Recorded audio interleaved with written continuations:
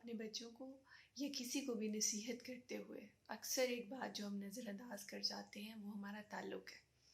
تعلق ایسے پل کی طرح ہے جس کے اوپر سے آپ کی نصیحت نے گزر کے اس انسان تک جانا ہوتا ہے، اور اگر ہمارا تعلق کمزور ہے تو وہ جو نصیحت ہے وہ وہیں دھڑم ہو جاتی ہے، وہ اس تک پہنچتی ہی نہیں ہے۔ اور نصیحت کی ایک مثال میں آپ کو دینا چاہوں گی۔ کل ہماری میٹنگ تھی پروفیسر ڈاکٹر جاوید اقبال صاحب کے ساتھ، وہ ہمارے مینٹر بھی ہیں، کولیگ بھی ہیں، تو انہوں نے بہت اچھے طریقے سے ہمیں ایک نصیحت کی۔ انہوں نے کہا کہ آپ لوگ میری ہر بات مانتے ہو نا؟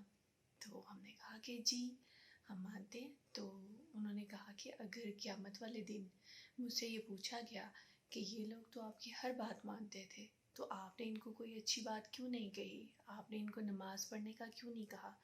تو میرے ساتھ تو بہت برا سلوک ہوگا، اب یہ نہ ہو کہ وہاں پہ میری پٹائی ہو رہی ہو۔ انہوں نے اس میں مزاح شامل کر کے نا ہم سب کو ہنسا بھی دیا اور ہمیں نصیحت بھی کر دی۔ وہ کہنے لگے کہ یہ نہ ہو کہ وہاں پہ مجھے کہا جائے کہ ویڈیوز تو بڑی وائرل جاتی تھی، بڑے لائکس آتے تھے، تو ان کو کوئی اچھی نصیحت آپ نے کی نہیں۔ تو مہربانی کر کے آپ لوگ اگر نماز پڑھتے ہیں تو بہت اچھی بات ہے، لیکن اگر نہیں پڑھتے تو آپ پلیز شروع کر دیں نا، تو کیونکہ مجھے آپ کو کہنا چاہیے۔ تو ان کی وہ بات ہمیں بالکل بھی بری محسوس نہیں ہوئی، اور میرا خیال ہے کہ ہم سب پہ ہی اس کا بہت اثر ہوا۔ اور میں اگر اپنی زندگی میں بھی پیچھے کی طرف دیکھوں، جب میری زندگی میں نماز آئی تو وہ اس انسان کی وجہ سے آئی تھی کہ جس کا میری زندگی میں کوئی انفلوئنس تھا، اور ایک چھوٹی سی بات انہوں نے کی جو میرے دل کو لگی، اور میں نے اس کے بعد نماز کی پابندی شروع کر دی۔ انہوں نے کہا کہ بیٹا دیکھو، اگر آپ گھر میں ایک ملازمہ رکھتے ہو اور آپ اسے کوئی کام کہہ کے جاتے ہو، اور شام کو اگر آپ آ کے اسے پوچھتے ہو کہ آپ نے کام کیا ہے اور اس نے وہ کام نہیں کیا، اور وہ مزے سے جو ہے بیٹھی ٹی وی دیکھ رہی ہے یا انجوائے کر رہی ہے کچھ بھی، تو جو کام آپ بتا کے گئے ہو اس نے نہیں کیا، تو آپ کو کیسا لگے گا؟ تو میں نے کہا کہ اوبویسلی مجھے اچھا نہیں لگے گا۔ تو انہوں نے کہا کہ ایسے ہی نماز ہے، نماز اللہ تعالیٰ نے ہم پہ فرض کر دی ہے، اللہ تعالیٰ نے کہا ہے کہ یہ آپ نے پڑھنی ہے، یہ آپ پہ فرض ہے، یہ آپ کی رسپانسبلٹی ہے کہ آپ نے نماز پڑھنی ہے۔ تو اگر ہم نماز نہیں پڑھتے نا تو اللہ تعالیٰ کو بھی اچھا نہیں لگتا۔ تو ان کی اس بات نے مجھ پہ بہت زیادہ اثر کیا، اور میری نماز جو ہے ریگولر ہو گئی۔ تو ہمیں دیکھنا یہ چاہیے نصیحت کرنے سے پہلے کہ ہمارا تعلق ایسا ہے کہ نہیں ہے۔